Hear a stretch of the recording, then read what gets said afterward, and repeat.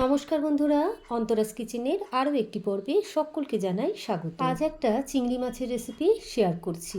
আজ বানাচ্ছি তিল চিংড়ির রেসিপি। চলুন কিভাবে বানালাম রেসিপিটা দেখে নেওয়া যাক।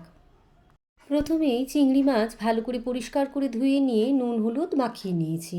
এবার কড়াতে পর্যাপ্ত পরিমাণে তেল গরম করে নিয়ে এক এক করে চিংড়ি মাছগুলো আমি তেলেতে ছেড়ে হালকা করে কিন্তু ভেজে নেব। খুব বেশি কিন্তু চিংড়ি মাছ ভাজবো না, বেশি ভাজলে কিন্তু চিংড়ি মাছ শক্ত হয়ে যেতে পারে। এবার একটা মশলার পেস্ট তৈরি করে নিচ্ছি। 1 চামচ করে কালো সর্ষে, 1 চামচ সাদা তিল আর 1 চামচ পোস্ত আর 4টে কাঁচা লঙ্কা দিয়ে একটা স্মুথ পেস্ট রেডি করে নিয়েছি। চিংড়ি মাছ ভাজার তেলের মধ্যে পেস্টটা ঢেলে দিলাম, দিয়ে দিচ্ছি মিক্সির বাটি ধোয়া সামান্য জল, পরিমাণ মতো নুন আর সামান্য 1/2 চামচ হলুদ দিয়ে মশলাটাকে এই মিনিট 3-4 মতন একটু কষিয়ে নিচ্ছি। এই সময় বলে রাখি, যে সকল বন্ধুরা আমার চ্যানেলটা সাবস্ক্রাইব করেছেন তাদের কিন্তু অসংখ্য ধন্যবাদ। নতুন বন্ধুদের কাছে রইল আমার চ্যানেলটা সাবস্ক্রাইব করবার অনুরোধ।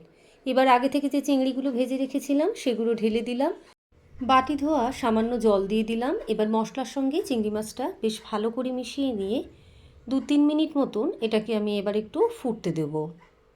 2-3 মিনিট মতন চিংড়ি মাছটা আমার ফোটানো হয়ে গিয়েছে, এর থেকে বেশি আমি আর ফোটাবো না। এবার সবশেষে দিয়ে দিচ্ছি 2টো চেরা কাঁচা লঙ্কা আর ওপর থেকে সামান্য কাঁচা সর্ষের তেল। সবটা দিয়ে বেশ ভালো করে মাছের সঙ্গে মিশিয়ে নিচ্ছি। আমার তিল চিংড়ি রান্না কিন্তু সম্পূর্ণ তৈরি হয়ে গিয়েছে।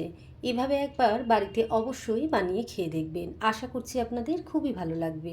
রেসিপিটা ভালো লাগলে অবশ্যই লাইক করবেন, শেয়ার করবেন আর আমার চ্যানেলটা সাবস্ক্রাইব করে আমার পাশে থাকবেন। পাশে থাকা বেল বাটনটা অবশ্যই করে প্রেস করে দেবেন নতুন ভিডিও নোটিফিকেশনের জন্য। আজ তবে এখানেই শেষ করছি। ভালো থাকবেন, ধন্যবাদ।